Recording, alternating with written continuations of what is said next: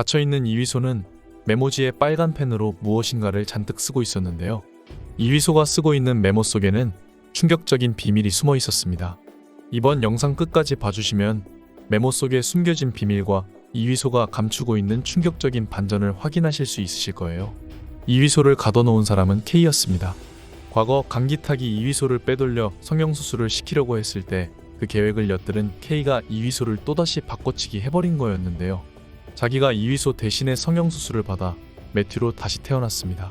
아무리 복수를 위해서라지만 얼굴을 20년이나 늙어 보이게 성형을 해버린다는 게 일반적인 상식으로는 도저히 이해하기 힘든 선택이었는데요.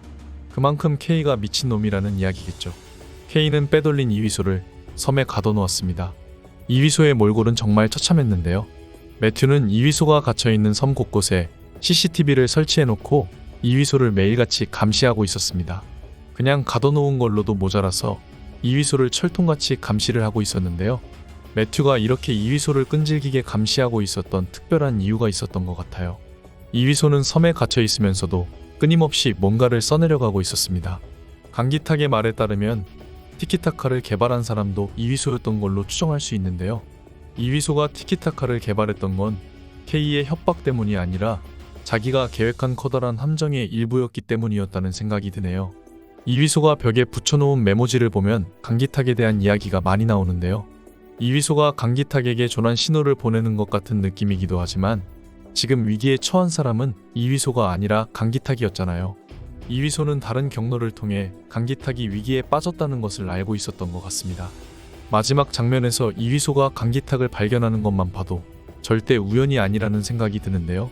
K는 강기탁의 배에 칼을 꽂은 뒤 물에 빠뜨렸잖아요. 하지만 그 장소는 바다가 아니라 강이었습니다.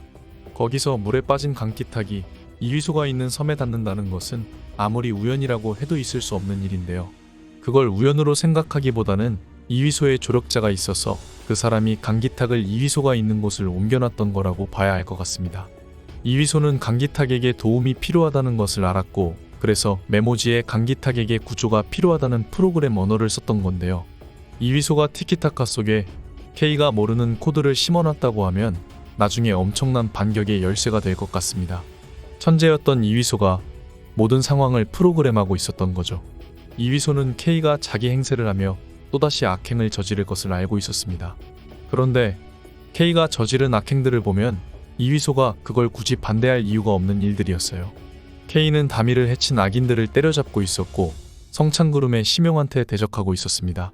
이위소가 모든 것을 프로그램하는 천재였다면 K가 심용에게 가지고 있는 적개심까지 전부 계산 범위에 들어있다는 이야기가 되는데요.